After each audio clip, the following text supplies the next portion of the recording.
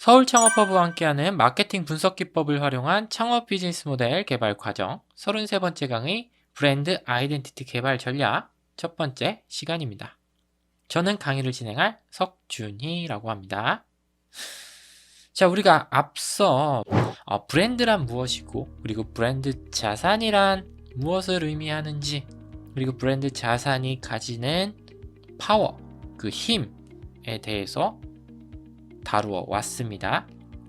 그리고 바로 전 시간에는 브랜드 자산을 구축하는 방법과 관련된 이야기를 쭉 다루어 왔어요.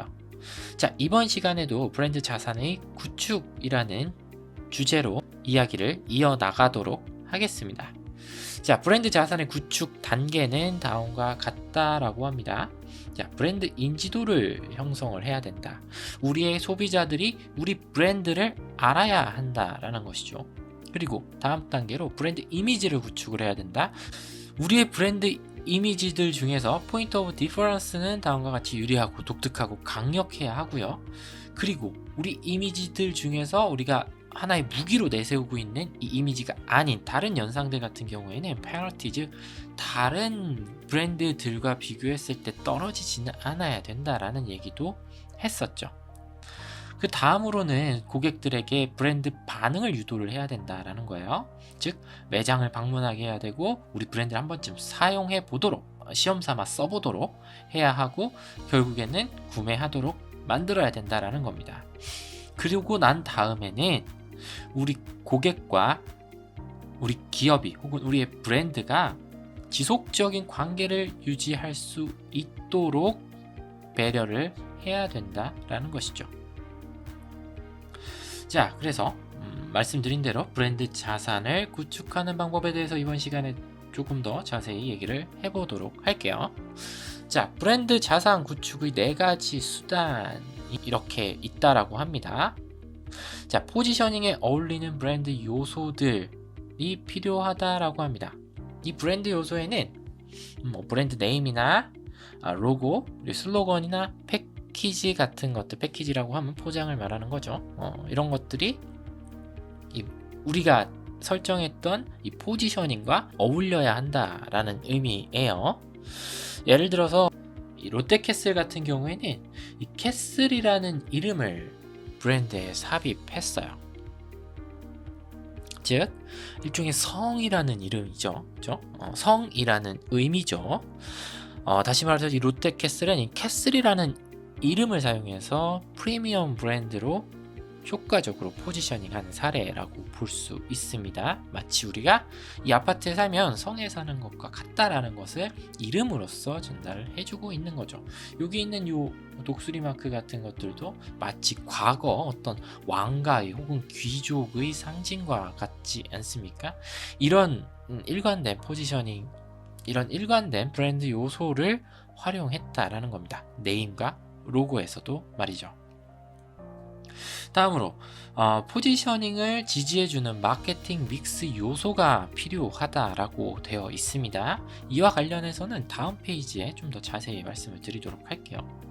그리고 다른 브랜드의 브랜드 자산, 이는 무슨 이야기냐면 우리 힘만으로 브랜드 자산을 구축하기 어려운 상황이라고 하면 이미 고객의 마음속에 강력한 입지를 구축한 다른 브랜드의 힘을 빌려올 수 있다라는 겁니다. 즉 다른 브랜드의 브랜드 자산을 토대로 해서 우리 브랜드의 브랜드 자산을 구축할 수도 있다라고 이야기할 수 있는 거죠.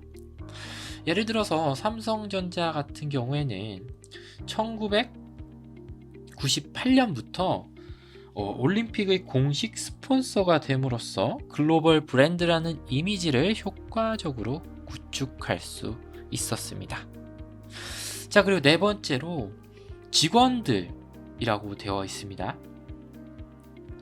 직원들 같은 경우에는 우리가 이제 서비스 마케팅이라는 또 마케팅의 한 영역으로 들어가게 되면 앞서 우리가 어떤 걸 배웠었죠? 4P라는 개념을 배웠어요. 그렇죠? 마케팅 믹스가 4개다라고 이야기를 했죠. 그렇죠? 그래서 프로덕트, 프라이스, 프로모션, 플레이스가 존재한다라는 얘기를 했었잖아요. 그렇죠?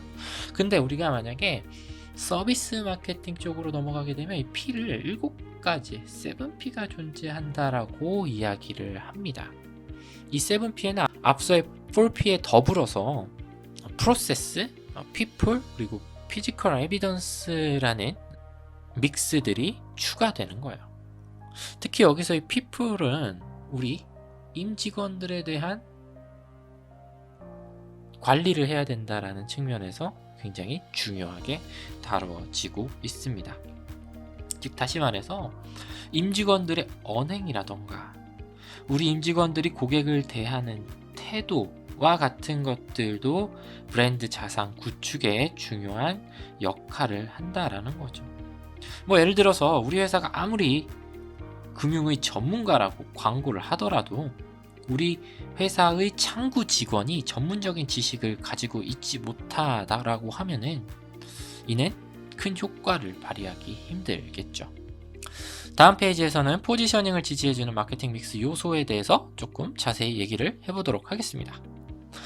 자, 여러분들 여기 나타나 있는 이 브랜드 클레도르라는 브랜드에 대해서 알고 계신가요?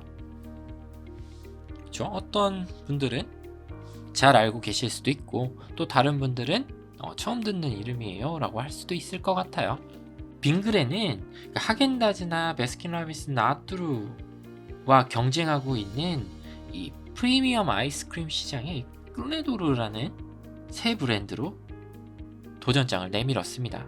이때 이 클레도르라는 뜻은 프랑스어로 황금 열쇠를 의미한다고 해요. 그래서 여기 열쇠가 이렇게 황금 열쇠가 있는 거겠죠.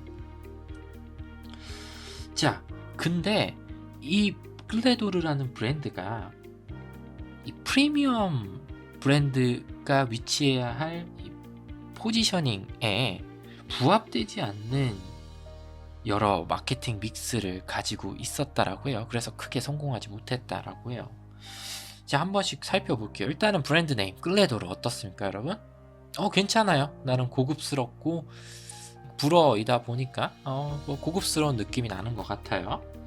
그리고 맛은 어떨까요, 여러분? 클레도르 먹어보신 분 계세요?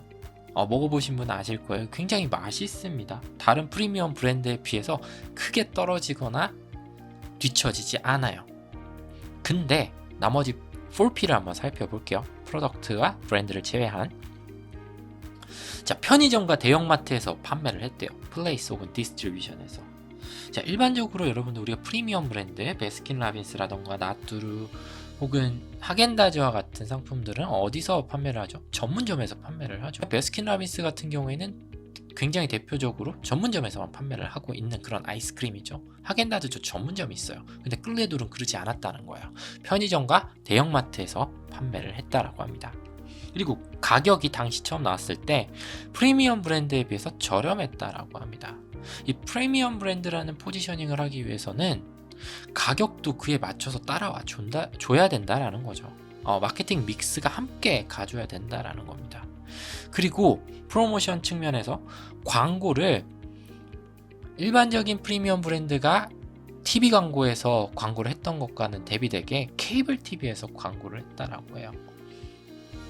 이 또한 소비자들이 봤을 때 이 클레도르를 프리미엄 브랜드다라고 판단하기 어렵게 만드는 믹스 요소였다라고 볼 수 있습니다.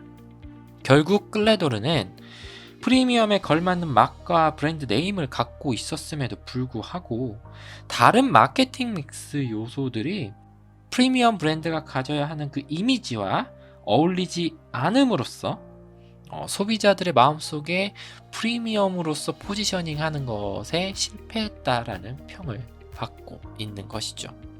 자, 여기서 우리가 앞서 이야기했었던 마케팅 4P를 조화롭게 활용해야 된다라는 점에 대한 또 다른 사례로도 우리가 살펴볼 수 있을 것 같네요. 좋아요. 다음으로 자, 성공적인 브랜드 구축의 열쇠라고 하면서 일관성을 가져야 된다라는 이야기를 하고 있습니다. 자, 먼저 일관성은 단순히 한 부분에서 일관성이 아니라 우리가 배웠던 여러 개념들에서 지속적으로 일관성을 가져야 된다라는 거예요. 자, 먼저 포지셔닝의 일관성. 우리가 한번 포지셔닝을 했으면 소비자들의 마음속에 어디에 위치하기로 결정을 해서 그쪽을 목표로 여러 활동을 하고 있다라면 여기에 일관성을 가져야 된다라는 거예요. 예를 들어 리복 같은 경우에는 초기에는 패션 포지셔닝으로 출발했지만 나이키를 앞서기 위해서 기능, 즉 퍼포먼스 포지션으로 이동을 했다라고 해요. 결국에는 이 리복은 이도저도 아닌 브랜드로 전략하고 말았다라고 합니다. 실제 리복의 판매량이 나이키를 앞서는 그런 시점도 존재했었죠. 자, 다음으로 포지셔닝과 브랜드 구축 수단들 간의 일관성을 가져야 한다.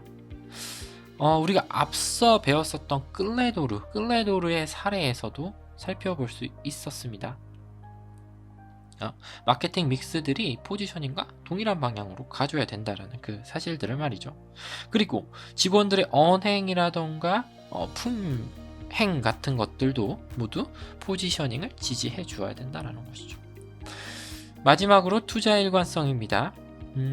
기업들이 경영적 어려움에 처했을 때, 산업 상황이 좋지 않을 때 가장 많이 줄이는 예산이 바로 마케팅 예산이다라고 해요. 자, 만약에 우리가 고객들의 마음속에 우리 브랜드를 공고하게 포지셔닝하기 위해서는 지속적인 투자가 필요하다라는 겁니다. 호경기에만 투자를 하고 불경기에는 투자를 하지 않았을 경우에는 고객의 기억 속에서 우리 브랜드를 사야 하는 그 이유가 희미해질 수도 있다라는 것이죠. 자, 오늘의 강의 내용은 박찬수 교수님의 마케팅 원리 제6판에서 많은 내용을 참고하였습니다. 긴 시간 동안 경청해 주셔서 고맙습니다.